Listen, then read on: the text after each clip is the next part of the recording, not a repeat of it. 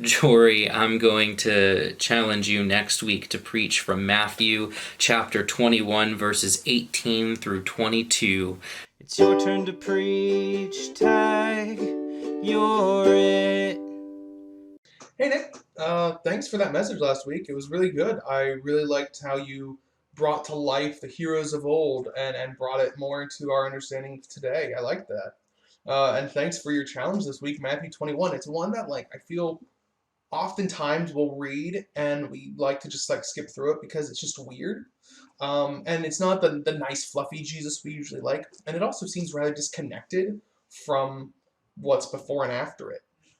So let's dig into Matthew 21, verse 18 through 22. So early in the morning, as he, this being Jesus, was on his way back to the city, which is Jerusalem, he was hungry.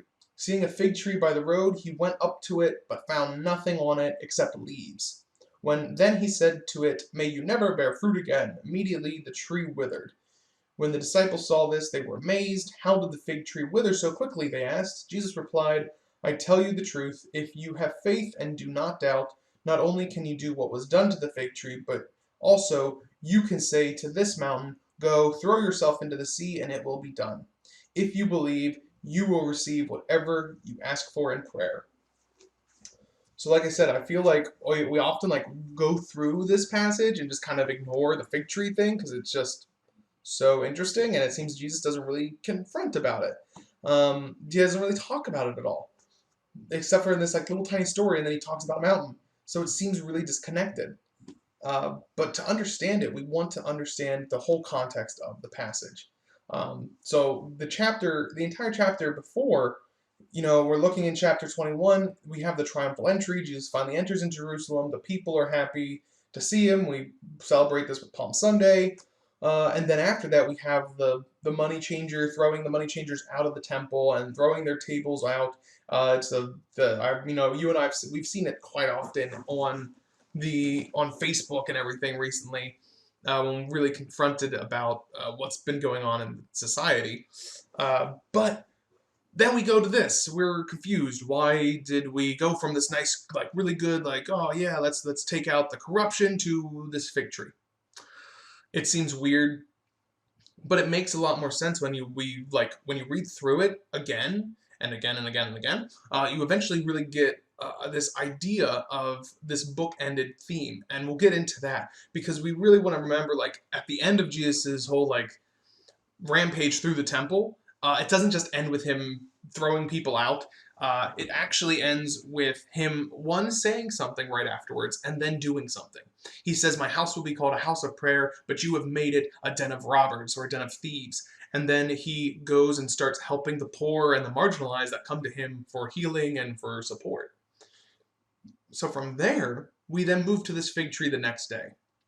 So we don't know what else Jesus did in the temple or in the city that day.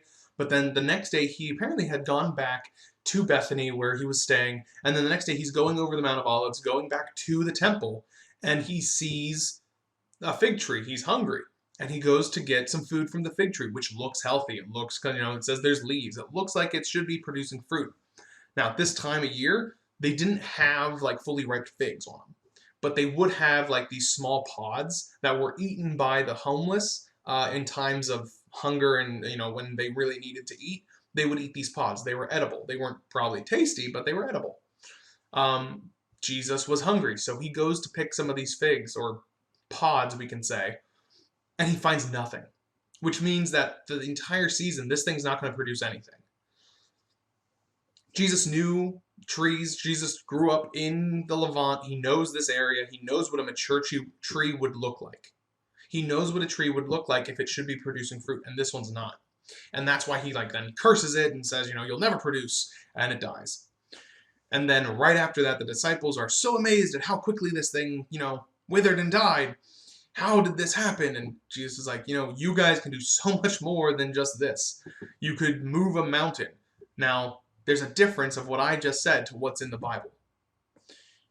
Oftentimes we hear it on Facebook or Instagram or whatever, and people, it's those images of oh, with faith you can move a mountain, which is a nice thought, but it's not exactly what Jesus says. He says you could move this mountain. I don't think he's talking about the Mount of Olives because they're on it. It's more likely he's talking about the temple. He's talking about the temple, the mountain the temple is on, the temple complex. So you could say to even the temple, go and you could say to the mountain that the temple is on, the holy mountain, throw yourself into the sea and it'll do it. He's showing us like this drastic change, this huge change that could happen. Like we can do so much more than just kill a tree. We could do so much more than just root something out. We could move this entire mountain that the temple itself is on.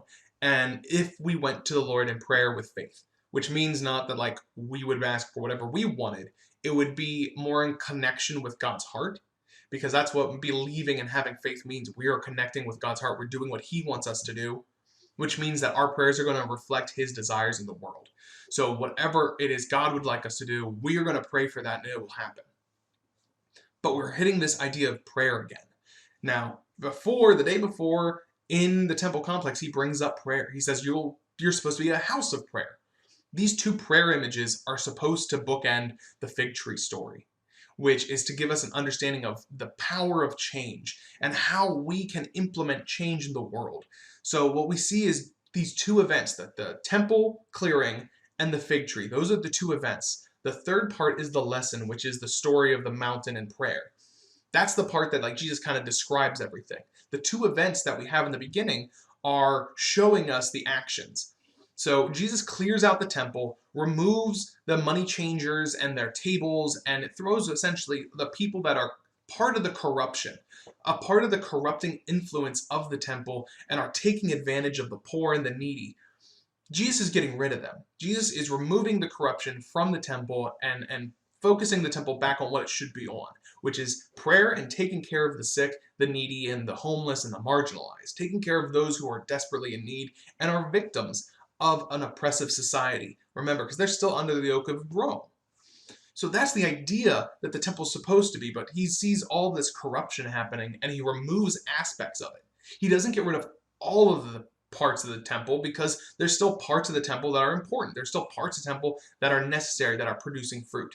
But those money changers, they're not. They're just taking advantage. So he gets rid of it.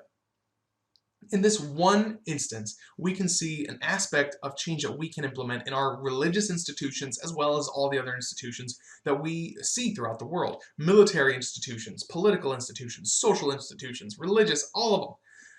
If we're seeing corruption happening, we have that option of if we see certain corrupting influences and aspects, but we see that there's still good fruit happening, then we can remove aspects of the corruption and hope to see the rest of the tree or the rest of the institution flourish and do what it's supposed to do. However, that's not where this, if that was the only part of the story, we would see that and then the mountain story. But we're not. We see this third part, which is the center part. It's this idea of the fig tree. Why does he kill the fig tree? It's because it looks like it should be producing fruit. It looks good, but it's not doing anything. It is only consuming the energy that the other plants need. It's consuming the sun, which, other plants underneath it can't get to it. It's consuming the energy and the nutrients in the ground, which other trees in the area are also trying to consume and are also producing fruit. So it's taking advantage, it is taking energy and it is taking the nutrients that other trees that are producing fruit could use, and it's not doing anything with them. It's not helping anything. And so he gets rid of the entire thing, roots and all. It says it withers down to its roots, so it's everything is gotten rid of. Again, this idea is to remove everything. So the corrupting influence isn't just, the fact that there's one aspect that's corrupted. It's the entire thing. It's not doing anything that's necessary. So he gets rid of the entire structure altogether. The only thing left to do with this fig tree would be to, if it's still even in the ground or if it fell out, is to remove it from the area and then plant something new in its place, something completely different. And this is how we can understand these two stories. They're two aspects of how we can change institutions. Now, Jesus mentions this temple, this mountain being the temple. We can also understand this mountain being mountainous institutions, mountainous images or people or projects or societal norms. These things that seem huge to us that can't be moved Christ is saying, no, if we need to completely root it out, we can do that. Through prayer, you and I can do this. With faith, we can do this. No object, no leader, no practice is too large for us to easily get rid of. And we can do it through prayer and through the faith that we have in Christ and God. This is the understanding. Like, we, as followers of Christ, are called to correct our religious institutions as well as our social institutions and all the institutions that we are a part of. We are called to correct them and to make them correct and to make sure that the corrupting influences are not taking hold of them.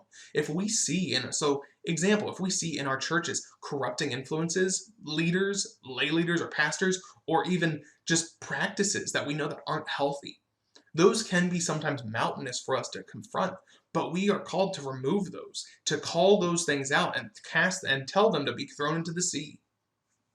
They're intimidating structures, but it's all right because we're supposed to be doing this.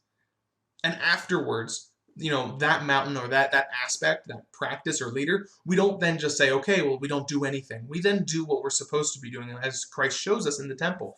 After he casts out the mountainous temple money changers, he then does what the temple is supposed to be doing, which is taking care of the sick, the needy, and those marginalized.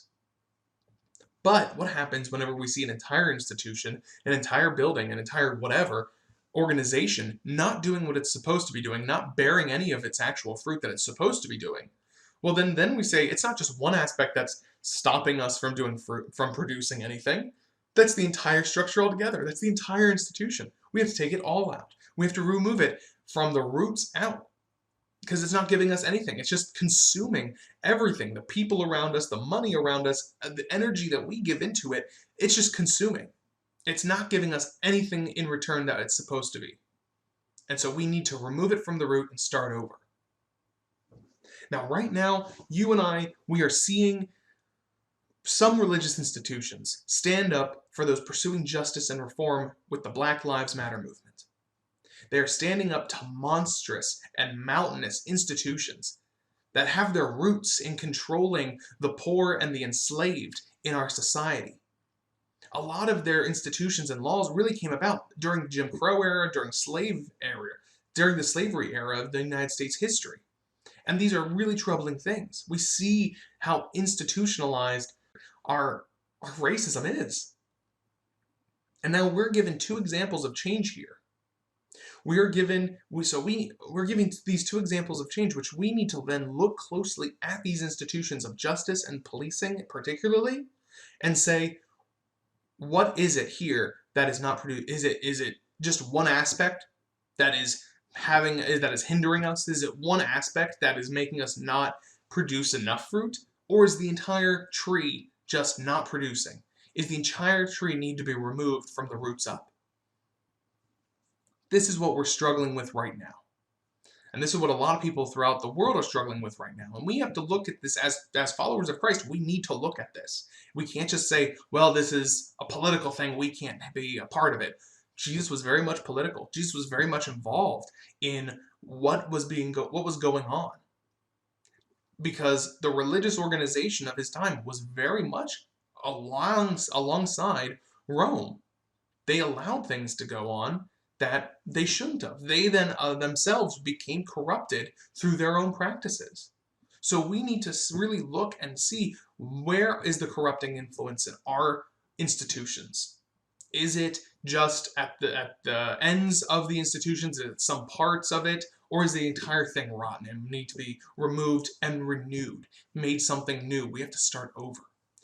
This is what we're really looking at, these two aspects of change. It's your turn to preach, tag, you're it.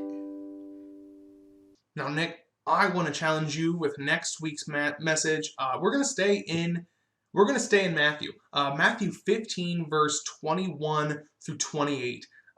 That's what I want to hear you on next week. I hope I really dug into this one for you. But till next week, can't wait to hear you.